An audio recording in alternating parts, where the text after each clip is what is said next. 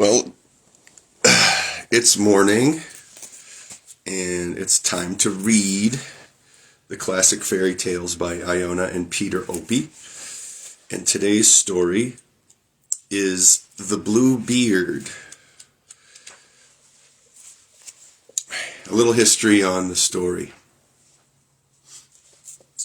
The story of Bluebeard, La Barbe Bleue, was set down by Perrault in Histoire au Conte du Temps Passé, 1697. Except for the magic key, upon which the blood persistently reappears after it has been scoured, the story contains no supernatural element, and the tale, as Perrault tells it, reads not so much as an imagined romance as a legend imperfectly recollected. An obvious gap occurs in the narrative. For instance, between the wife's entering the forbidden room and Bluebeard's unexpected return, a time when her house party unaccountably vanishes. Likewise, Bluebeard's willingness to wait quarter of an hour before adding her to his mortuary collection seems out of character and is weakly excused. Although no earlier telling of the tale has been discovered, it may be taken for granted that one existed. The fatal effects of curiosity, particularly female curiosity, have of course long been the subject of report. Lot's wife turned to salt when she looked back to see the destruction of Sodom. Pandora's inability to resist opening the box containing the blessings of the gods has meant that man has had to plod through life with the single blessing of hope. Psyche's overpowering curiosity brought about her undoing when she fetched a lamp so that she might know her husband's features. And forbidden chambers, too, are not unknown in pre-Perrault literature. In the Pentamerone, the ogress told the Princess Marchetta she might enter any room she wished but the one to which she was being given the key, and naturally she was unable to resist opening it. The tale of the third calendar in the Arabian Nights entertainments, Prince Agib was presented with 100 keys to open 100 doors, and had permission to open every one of them except the golden door, which he does, and by doing so loses not only an eye, but the continuation of perpetual pleasure. However, the reason he was entrusted with the key to the golden door is made clear. He was given it as a test. It would, as the 40 damsels told him, have been an affront to a prince to question his discretion. However, Bluebeard's motive in giving his new young wife the key to the room whose opening will mean either her death or his is less apparent. In the tale of Bluebeard, type collected by the Grimm brothers in Hesse, The Fitcher's Bird, a story which, unlike Perrault's, is definitely a tale of magic. It is clear the wizard gives his succession of women the key to the forbidden room to test them. When the third daughter of a poor man shows herself able to withstand the test, she is considered worthy to become his bride. Indeed, the wizard no longer has power over her and is forced to do whatever she wishes. In an oral version of the tale, traditional in La Vendée, and recorded by Eugène Bossard in 1886, Bluebeard's bride gives a reasonable excuse, folkloristically, for not coming downstairs to be butchered. She explains she is putting on her wedding dress. Wedding clothes were formerly favored as garments to be buried in, and, in the case of those to be executed, to die in. The wife is thus craftily deceiving Bluebeard, for she is making believe she is resigned to dying. A tale analogous to Bluebeard in England is that of Mr. Fox, known to have been current in the 18th century, recorded in the Malone-Boswell edition of Shakespeare, 1821. In this tale, a lady who has become attracted by a wealthy but mysterious neighbor visits his house when he is absent, comes upon a full room full of skeletons and tubs of blood, and actually witnesses him dragging home a further female victim by the hair. A few days later, when Mr. Fox comes to dinner, and the guests are amusing themselves with extraordinary anecdotes, she recounts her experience as if it had been a dream. At each stage of the dreadful recital, Mr. Fox says, "It is not so, nor it was not so, and God forbid that it should be so." This tale apparently predates Perrault in Much Ado About Nothing. Claudio remarks, "If this were so, so were it uttered, and Benedict comments, like the old tale, my lord. It is not so, nor 'twas not so, but indeed God forbid it should be so. A further story collected by the Grimms, The Robber Bridegroom, closely resembles this English tale, and a considerable cycle of tales, including stories in French, German, Norwegian, Icelandic, Gaelic, Basque, Italian, and Greek, all involving forbidden chambers, were usefully analyzed, although inconclusively, by Sidney Hartland in 1885. Probably the identity of Bluebeard, assuming the story to have an historical bias, will always remain a mystery. The candidate most often put forward is Gilles de Rais, whose extraordinary life has attracted numerous biographers. Gilles, an orphan at an early age and the possessor of vast domains in Brittany, was made a Marshal of France at the age of 25, fought beside Joan of Arc at Orleans, and managed a lifestyle of such ruinous extravagance that in his 30s he resorted to black magic and the search for the Philosopher's Stone in an attempt to redeem his fortunes. In 1440 he was the central figure in a notorious trial. He was accused not only of heresy but of multiple murder. The number of his victims was put at 140, and Gilles was hanged, together with 2 accomplices. His story, one of the most horrible of all time, has had a lasting influence on Breton folklore, and local tradition at his bleak strongholds attests that he was the original Bluebeard. The facts remain, however, that Gilles had one wife only, and she survived him, that his beard was red, not blue, and that the majority of his victims were not women, but young boys, his pleasure being to fondle them while they were being put to death. A more likely candidate would seem to be another Breton, Comor the Cursed, both 900 years earlier, about AD 500, born 900 years later, about AD 500. According to an account published in 1531, Comor, a local chieftain, had already put several of his wives to death when he sought in marriage Tryphene, I'll say it's Tryphene or Tryphene, I'll say Tryphene, daughter of Guayroc, Count of Vannes. The Count, aware of Comor's reputation, at first refused him his daughter, but after long negotiations was pursued by Gildas the Good, abbot of Ruiz, who acted as an intermediary. According to later accounts, the marriage was at first harmonious, but one day Tryphene learned that her husband invariably killed his wives when he found they were with child, and Tryphene, knowing herself to be enceinte and straightway fled the castle.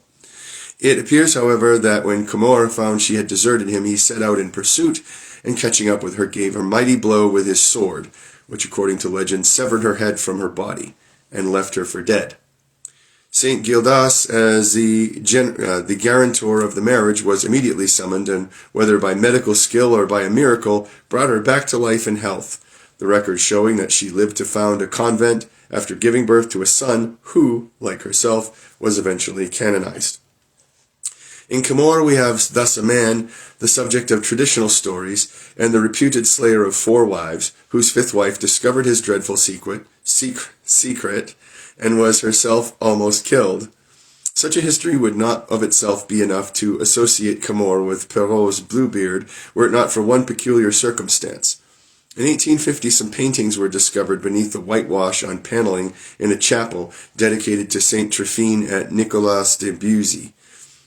St. Nicholas. These paintings were thought at first to belong to the Middle Ages and caused intense interest since they clearly showed Tryphene and 6 scenes from Perrault's story of Bluebeard. When, later, the paintings were found not to be ancient and the actual year of their execution was ascertained to be 1704, interest in them waned. Nevertheless, looked at from the 20th century, it seems remarkable that Perrault's story should have been associated with the legend of Saint Tryphene within 8 years of its publication, and actually in the year following Charles Perrault's death, when, of course, members of his family were still alive.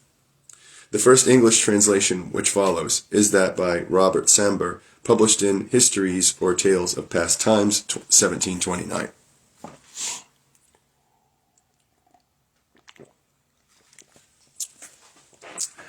And here is the story, The Bluebeard. There was once upon a time a man who had several fine houses both in town and country, a good deal of silver and gold plate, embroidered furniture, and coaches gilt all over with gold. But this same man had the misfortune to have a blue beard, which made him so frightfully ugly that all the women and girls ran away from him. One of his neighbors, a lady of quality, had 2 daughters who were perfect beauties. He desired of her one of them in marriage, leaving to her the choice of which of them she would bestow upon him. They would neither of them have him, and sent him backwards and forwards from one another, being resolved never to marry a man that had a blue beard. That which moreover gave them the greater disgust and aversion was that he had already been married to several wives, and nobody ever knew what would become of them. The Bluebeard, to engage their affection, took them with my lady their mother, and 3 or 4 other ladies of their acquaintance, and some young people of the neighbourhood, to one of his country seats, where they stayed full 8 days. There was nothing now to be seen but parties of pleasure, hunting of all kinds, fishing, dancing, feasts, and collations. Nobody went to bed. They passed the night in rallying and playing upon one another. In short, everything so well succeeded that the youngest daughter began to think that the master of the house had not a beard so very blue, and that he was a very civil gentleman. As soon as they returned home, the marriage was concluded. About a month afterward, the Bluebeard told his wife that he was obliged to take a journey into a distant country for 6 weeks at least, about an affair of great consequence, desiring her to divert herself in his absence, send for her friends and acquaintance, carry them into the country if she pleased, and make good cheer wherever she was. "Here," said he, "are the keys of the 2 great rooms that hold my best and richest furniture. These are of my silver and gold plate, which is not to be made use of every day. These open my strong boxes, which hold my gold and silver money. These my casket of jewels, and this is the master key that opens all my apartments. But for this little one here, it is the key of the closet at the end of the great gallery on the ground floor. Open them all, go into all, and every one, except that little closet, which I forbid you, and forbid you in such a manner, that if you happen to open it, there is nothing but what you may expect from my just anger and resentment." She promised to observe everything he ordered her, who, after having embraced her, got into his coach and proceeded on his journey. Her neighbours and friends did not stay to be sent for by the new married lady, so great was their impatience to see all the rich furniture of her house, not daring to come while the husband was there because of his blue beard, which frightened them. They ran through all the rooms, closets, wardrobes, which were all so rich and fine that they seemed to surpass one another. After that, they went up into the 2 great rooms where there were the best and richest furniture. They could not sufficiently admire the number and beauty of the tapestry, beds, couches, cabinets, stands, tables, and looking-glasses, in which you might see yourself from head to foot. Some of them were framed with glass, others with silver and silver gilt, the finest and most magnificent as ever were seen. They never ceased to extol and envy the happiness of their friend, who in the meantime no ways diverted herself in looking upon all these rich things, because of the impatience she had to go and open the closet of the ground floor. She was so much pressed by her curiosity that without considering that it was very uncivil to leave her company, she went down a back pair of stairs, and with such an excessive haste that she had like to have broken her neck 2 or 3 times. Being come to the closet door, she stopped for some time, thinking upon her husband's orders, and considering what unhappiness might attend her were she disobedient. But the temptation was so strong that she could not overcome it. She took then the little key and opened it in a very great trembling. But she could see nothing distinctly, because the windows were shut. After some moments she began to observe that the floor was all covered over with clotted blood, on which lay the bodies of several dead women ranged upon the walls. These were all the wives that the Bluebeard had married and murdered, one after another. She thought that she should have died for fear, and the key that she pulled out of the lock fell out of her hand. After having somewhat recovered her surprise, she took up the key, locked the door, and went upstairs into her chamber to recover herself. But she could not, so much was she frightened. Having observed that the key of the closet was stained with blood, she tried 2 or 3 times to wipe it off, but the blood would not come out.